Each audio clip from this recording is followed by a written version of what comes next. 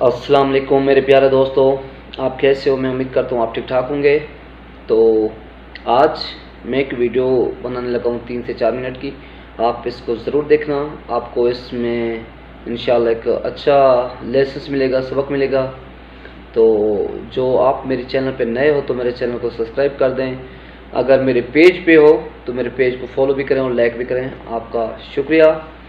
تو چلتے ہیں ویڈیو کی جانب۔ محمود غزنوی کا نام تو سب نے سنا ہوگا، کوئی بچہ ہوگا کہ نا واقف ہوگا۔ محمود غزنوی کو سب جانتے ہیں، اس کی تاریخ اکثر لوگوں نے پڑھی ہے۔ افغانستان کے اندر وہ حکومت کرتا تھا۔ افغانستان کے اندر ایک پرامن اس نے حکومت کی۔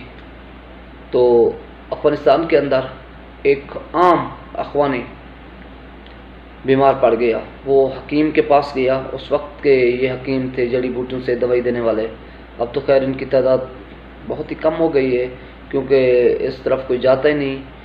تو وہ گیا حکیم کے پاس، تو حکیم کو جا کے کہا کہ میں بیمار ہوں۔ انہوں نے اس کی چہرہ دیکھ کے بتا دیا کہ آپ کو کس قسم کی بیماری ہے، میرے پاس آپ کا علاج ہے، لیکن افسوس کے ساتھ کہنا پڑ رہا ہے کہ میرے پاس اس وقت شہد نہیں ہے، کیونکہ آپ کی دوائی جو بناؤں گا اس میں شہد شامل کروں گا۔ شہد میرے پاس اس وقت اتفاق ہے کہ نہیں ہے، آپ یہ چھوٹی سی ڈبیا لو، جو کہیں سے شہد لے کے ہو، میں آپ کی دوائی تیار کر دوں گا، آپ کو انشاءاللہ وہ شفا ملے گی۔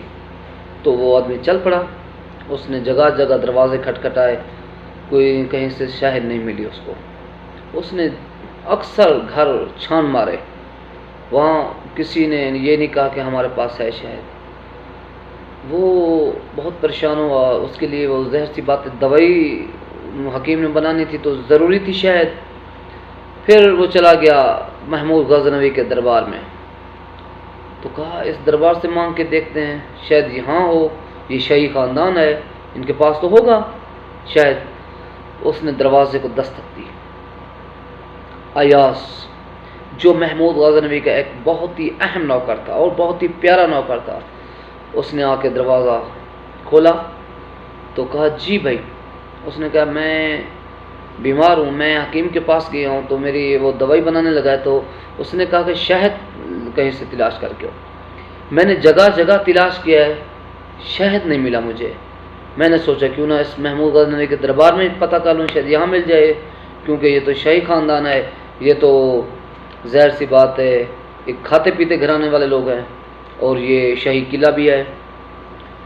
اس نے کہا مجھے تھوڑی سی شہد چاہیے، یہ ڈبیا میں چاہیے۔ اس نے کہا آپ ویٹ کریں، میں جا کے محمود غزنوی سے بات کرتا ہوں، اگر وہ کہیں گے تو میں یہ آپ کی ڈبیا لے جاؤں گا، پھر میں آپ کو شہد دے دوں گا، شہد تو ہمارے پاس ہے آلریڈی۔ وہ چلا گیا، محمود غزنوی کو کہا کہ ایک عام سا آدمی آیا ہوا ہے، دروازے پہ باہر کھڑا ہوا ہے، وہ کہتا ہے کہ مجھے ایک شہد چاہیے تھوڑی سی، میں نے کوئی دوائی تیار کرانی ہے۔ محمود غزنوی نے کہا اس کو 2 بوتلیں وہ شہد کی پڑی اٹھا کے دے دو۔ اس نے کہا جناب وہ تو تھوڑی سی اس کو شہد چاہیے، کیونکہ وہ تو عام آدمی ہے نا، اس کو تھوڑی چاہیے، یہ کس کے دربار پہ آیا ہوا ہے، یہ تو دیکھو، ظاہر سی بات ہے اس کو کہیں سے نہیں ملا تو یہ اس دربار پہ آیا نا، تو وہ اپنی حیثیت کے مطابق مانگ رہا ہے، شاید تھوڑی سی مانگ رہا ہے۔